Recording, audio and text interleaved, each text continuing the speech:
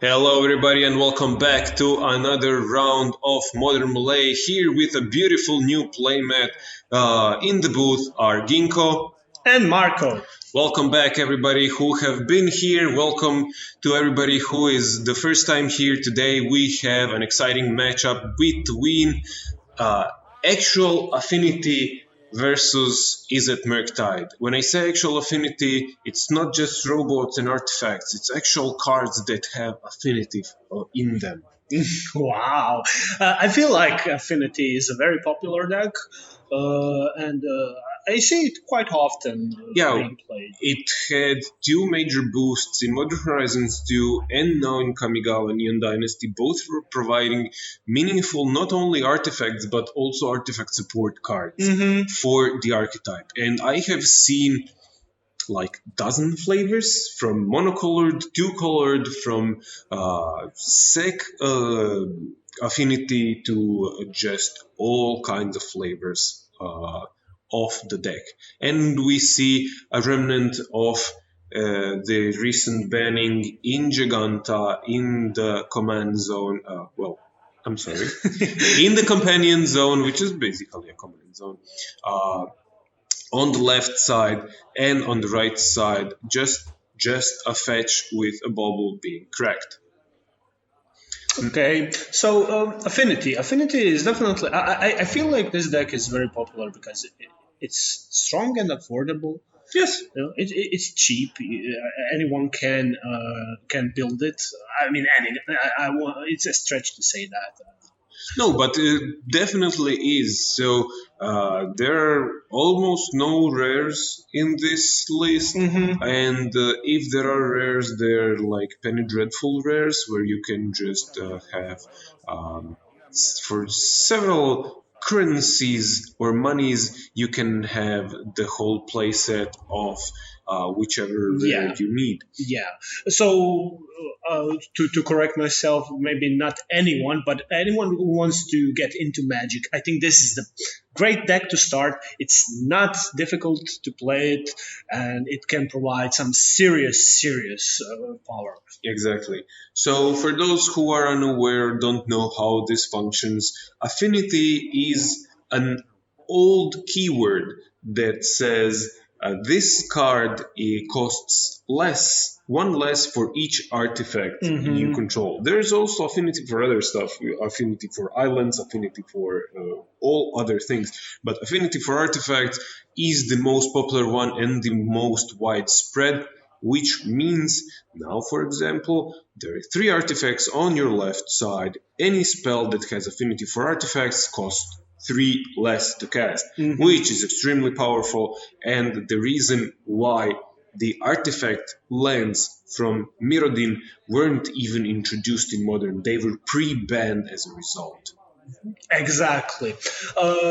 Also very important to note, there are 2 arch enemies of this deck, Affinity that is, and these cards are sideboard cards, a white card, Stony Silence, and the blue card, Hurricane's Recall. There is a third one. Yeah. Collector Oof. Very good. Another arch enemy. So while this deck can be very strong, especially game 1, there are some very hard counters after sideboarding, and I think that Hurricane Recall might be sideboarded in from the Izzet Murktide player because it's a blue. Red, of course, Izzet colors, deck. But we'll see.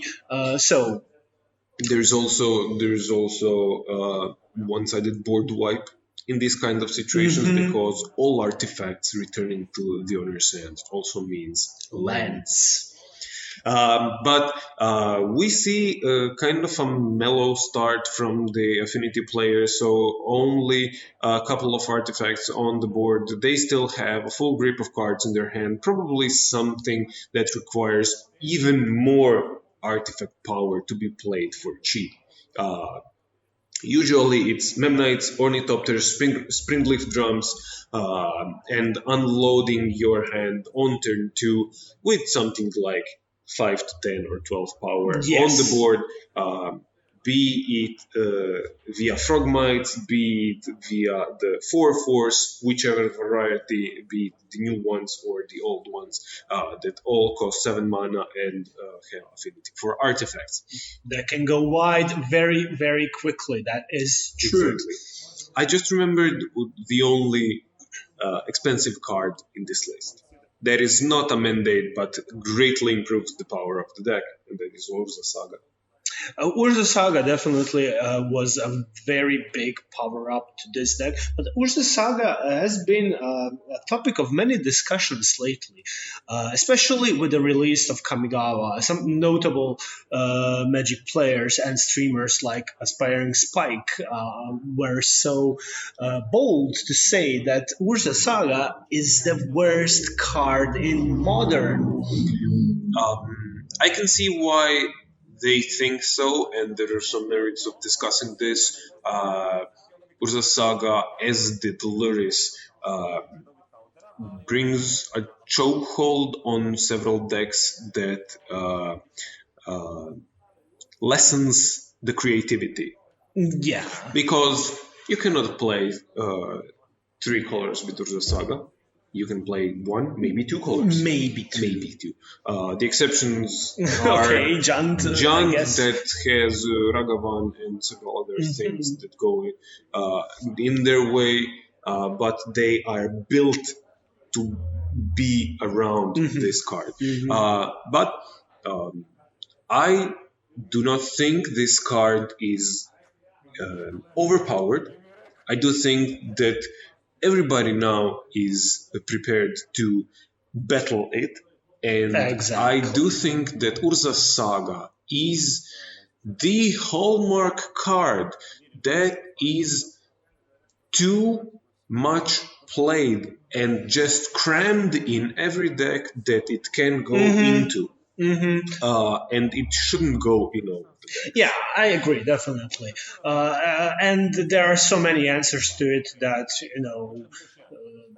and you don't even have to go out of your way anymore to play against it. If you play green, Boseiju is a natural fit in most green decks. If you play white, March of Otherworld Light is 1 mana land removal in case of Urza Saga. There is so much hate for it. I mean, it being an enchantment also plays a big role in this hate spread. Of course. But to return to the matchup, we see Murktide Regent with 4+1/+1 counters from the Murktide player, and we see only 2 lonely Rufflecopters on the left side. And I do think that the Affinity player just put a Giganta in their hand the last turn, which is not good in the face of a 7/7 Murktide. No, definitely not great. We see that. The Affinity deck didn't have the explosive start that it usually has, or usually even needs to have to battle a deck like Murktide. We see Murktide Regent attacking for 7 in the air. Ornithopters can block, but decide not to, of course. Presumably they need to be there for the artifact count. Yeah, I definitely assume it's something like that. Or maybe they are just scared. Big blue dragon. Maybe. But definitely, yes, this is one of the downsides of Affinity. First of all, there are many a sideboard card that can just hose the Affinity down. Second of all, it is a critical mass deck. On the other hand, we know that Murktide Regent is the opposite of this. Yes. It is a deck that will nickel and dime with lightning bolts and with counterspells and just play a game that favors the long term, and they will tempo out the player, the opponent, trade resources early, and then just slam a big dragon on turn 4 or 5 or whichever, as a 7/7 in this case, and just smash the face of every opponent that dares to have lived up until this point. Exactly. So, and looking at the board state, it's only Murktide Regent, but it's just more than enough to do. Okay, but We see an affinity card right here. we see a very good affinity card that will draw 2 cards for the player, and No counterspell. no counterspell. Yes. But there's some removal spells hidden in the Murktide player's hand. Maybe they're waiting for something, and there is also Fury, if I see correctly. If I think I also saw Fury. We'll see. We'll see on their turn. There's a Cranial Plating being played as well for 2 mana, and this can become scary. For 1 mana, attach it to an Ornithopter, and suddenly there is a lot of play. Yeah, the Oh no, okay. Okay. I was confused for a second, but this is actually Unholy Heat and not Fury being played at instant speed from the Murktide player, killing the Ornithopter that has tried to attach the Cranial Plating. But we see now the appeal of the affinity deck, affinity lists. This Cranial Plating provides 3, 4, 5, 7 power on this board, 8 power with the recently deceased Ornithopter that can just come out of nowhere in the air and smack face as Murktide only can dream of. On the other hand, there is probably 5 mana hard cast Fury. Yeah, I would imagine. Decimating the board. Maybe. We'll see. We'll see. But Quick check. No, maybe. Fetching. Okay, a lot of things are happening, but it's probably going to be Fury. Cranial Plating is one of big important finishers in Affinity. Mm-hmm. What are the other ones? Second copy of Cranial Plating and exactly. third copy of Cranial Plating. Exactly. So the other ones, maybe their flavors that have Urza Saga in them, or whichever one of those. And we see the Murktide player wisely choosing to clear out the skies and attack for a whole bunch. I do not think that the affinity player is on a healthy amount of life after this attack. That was at least 14 damage to the face if they didn't take any previous damage. So there is also another card that's not in all affinity lists. I don't believe it's in this one that we are watching, but Urza High Artificer is can also be a very good, not only finisher, but enabler card in affinity lists. I have a problem with Urza in affinity lists. Yeah. It is in my opinion, either a card that will win you more, or a card that will not be enough to pull you out when you are behind. There are good arguments for those reasonings. Definitely, I would agree. Okay, so the affinity player scoops and says, "Okay, you know, the scary dragon won. Let's go next." But I do think that after this sideboard, affinity can only be in a worse position. Yes, so first of all we see a Void Mirror, then we see several other artifacts that are extremely good against affinity. Then Anger of the Gods, Blood Moons, all of the cards that are just phenomenal against affinity. Now, the only problem is, what do you side out? And this is usually something that people do not take into account. You should not side in cards. You should first side out bad cards. If you have enough good cards in your main deck, you do not need to put in many sideboard cards in the match 2 or match 3. Because it dilutes your primary win condition plan, whichever it is, and also over sideboarding is a thing. If you happen to lose while having sideboard cards in your deck / in your hand. This is either bad sideboard building or just a variety chance. And this shouldn't be attributed to, oh, I should have boarded in more sideboard cards. I agree, and this is something that I often struggle with. I know what I want to side in, but what to side out? This is definitely something that I struggle with often, and I think this topic is a video in itself.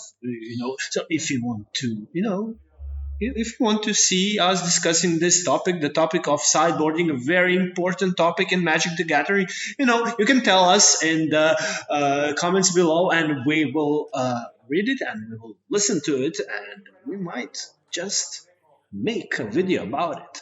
And of course, if you like our content, you can like, share, and subscribe. You can do it. It's free. It's amazing. You can also turn on notifications so you get notified about our new videos. And okay, I'm done. We can continue. It helps us a lot. Furthermore, another thing that we need to just implement, we have implemented deck lists, which you can find in the description of the video below, and on the end of each video we will provide you the deck list as requested in the comments. Yeah, we read each and every one of them and also respond to most of them. Don't be rude, but we will respond. Exactly. So we are rather happy to respond and rather happy to read everyone's thoughts, opinions, and suggestions in the comments below. So feel free. Okay, coming back to a game, we see 2 Ornithopters start with a treasure vault on turn 1. This is some proper affinity stuff. Yes, but also proper stuff from Izzet Murktide with Bauble and DRC turn. Correct. So Bauble is just here to enable Delirium and also help to fuel the Murktide delve. So does a little bit of A, a little bit of B, draws a cards, provides some information, but the main appeal of this card is to fuel the graveyard for Murktide Regent and to fuel the Delirium for the DRC, both of which things it does extremely well. We see the first appearance of Urza Saga on the left side. This is the controversial card from the Modern Horizons 2. Now with the ban of Floris, maybe it will... I can see it go either way.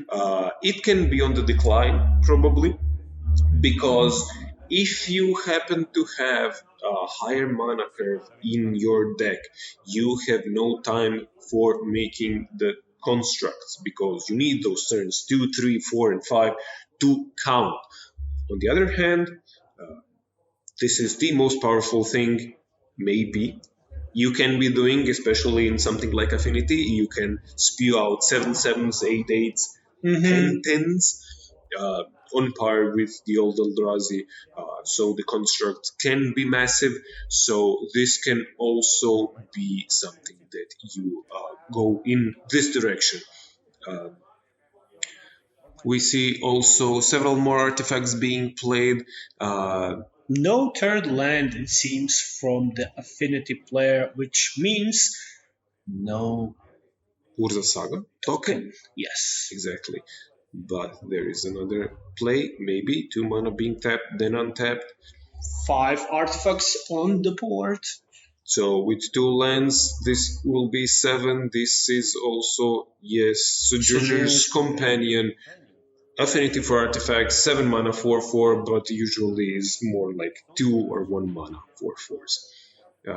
A good card, decent card, and definitely worthy of counterspell. Yeah, possibly. Definitely worthy of counterspell, especially with no third land and without any pressure otherwise from the Affinity player. This is something that we discussed in the game 1, where the Affinity player is a critical mass player, so a 0 mana 4/4 is with upside is a great card, but you trade 3 or 4 other cards basically for it to be as such. Yeah. And by that I mean Ornithopters, Memnites, and so on. Of course, they have their use, they have other things that they are good at, both attacking and blocking, both providing power to the construct tokens, both carrying something like cranial plating and becoming a threat of their own, but they are not free. They are a card from your hand. They are a resource. And once, if you mitigate them or mitigate the payoffs, as in this case is 2 mana 4/4, then the affinity player is left with a couple of 1/1s and 0/2s. And we also see the second land, which is the Urza Saga land, being cracked, probably gaining something like a Springleaf Drum. I would imagine. Yes, just to up the artifact count, but also to be able, exactly, Springleaf Drum, to be able to continue producing mana sources. Okay, so, although this board state is just weird. I wanted to say, although he doesn't have lands or they don't have lands, they are not in bad position, but they are not in bad position, I think. This is an edged champion. It's a 2/2 protection from all colors if you have Metalcraft. The good thing is, it just gets counterspelled because it costs 3 mana, and this is maybe showing of sideboarding.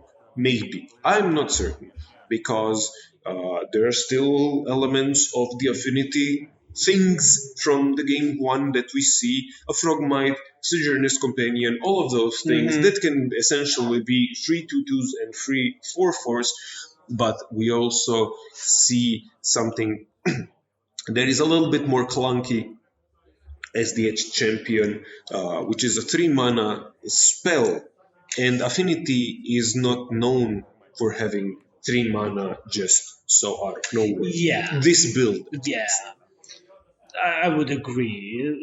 If I would put a 3 mana spell in this deck, it would be Nettlecysts over Edge Champion in any situation, even after sideboarding. Exactly. Especially after sideboarding, because if they get rid of the Nettlecyst token, you can just equip another Ornithopter or Memnite or anything else on with the Nettlecyst and basically have it become another Cranial Plating.